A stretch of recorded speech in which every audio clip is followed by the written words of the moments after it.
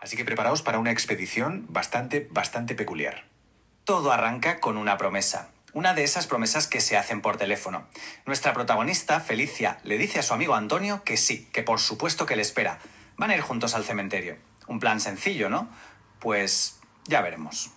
Pero claro, aquí viene el primer giro. Justo mientras dice que va a esperar, sus pies ya van por delante. Está bajando las escaleras sin mirar atrás. Esta es la primera gran pista sobre cómo es nuestra heroína. Vamos, que la paciencia no es lo suyo.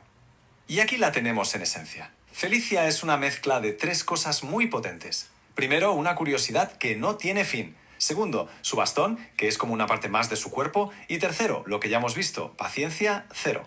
Esta combinación, como se pueden imaginar, es la receta perfecta para que pase de todo.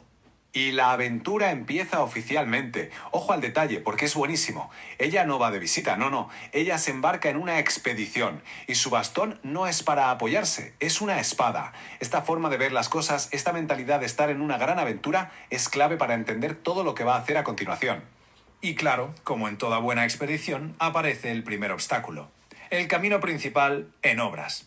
Para cualquiera esto sería un fastidio. Para Felicia, con esa impaciencia que la caracteriza, es casi un insulto personal del universo. Aquí es donde entra en juego su lógica. Una lógica, digamos, muy particular. En su cabeza, si el camino era una línea recta, pues se sigue en línea recta. Obras o no obras. Y esta decisión tan simple y tan cabezota es justo lo que la va a llevar de cabeza al problema.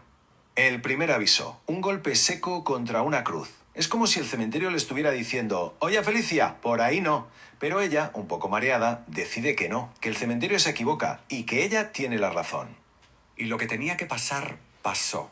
La consecuencia inevitable de su cabezonería. Un paso en falso, un resbalón y... ¡zas! Felicia desaparece. Acaba de caerse en una tumba vacía. Su camino recto la ha llevado literalmente a un agujero. Lo increíble es su reacción. Esto define a la perfección su carácter. Está atrapada en un hoyo, seguramente con el tobillo hecho polvo, y su primera reacción es el pánico. No. Es soltar un comentario irónico como si el problema fuera un simple error en la cartografía de su expedición. Por si la cosa no fuera ya lo bastante surrealista, entra en escena un nuevo personaje. El ruidito ese ya pone los pelos de punta, pero es que encima parece una rata, y no una cualquiera, una rata enorme. De repente ya no está sola en el fondo de la tumba. Y de nuevo, Felicia en estado puro. En lugar de gritar como haría cualquiera, responde a esta nueva pesadilla con un sarcasmo afiladísimo. Acaba de convertir su desgracia en una especie de paquete turístico macabro con extras. Su sentido del humor es, sin duda, su mejor arma de supervivencia. Bueno, pues pasamos a la siguiente fase de esta aventura subterránea.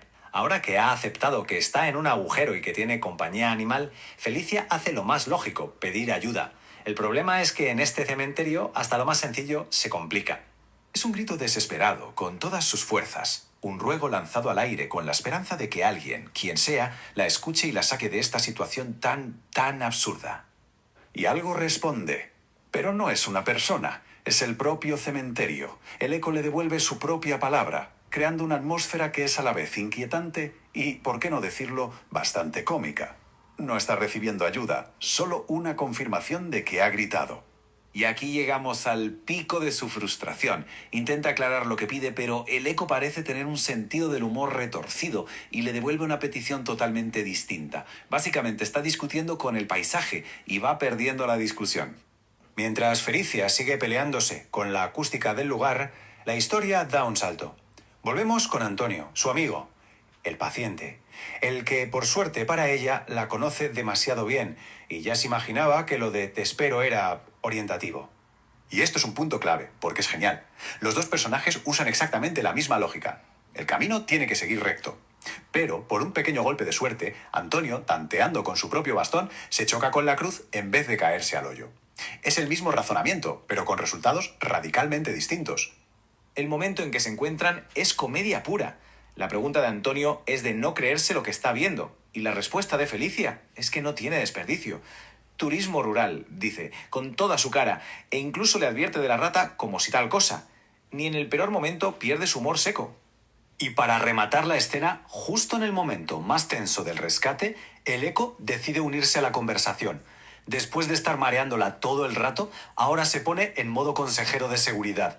El toque final de absurdo que necesitaba la historia. Después de salir del hoyo, magullada, sucia y probablemente de muy mal humor, toda esta experiencia caótica le deja una enseñanza. Porque de toda aventura, por ridícula que sea, siempre se saca algo en claro. Y la lección de Felicia es sorprendentemente práctica. La moraleja no puede ser más simple y directa. Y después de todo lo que ha pasado, es evidente que es una lección fundamental. A veces, la mejor herramienta para una expedición no es un bastón que parece una espada, sino simplemente tener a un amigo al lado. Y para cerrar, el relato nos deja con una última pregunta en el aire, una duda que juega un poco con el tono fantástico de la historia. ¿Quién nos está contando todo esto en realidad? ¿Fue el ecobromista que lo repite todo? ¿O quizá fue esa rata gigante, que al final fue testigo de primera fila? Una pregunta perfecta para terminar. Grabación de la pantalla.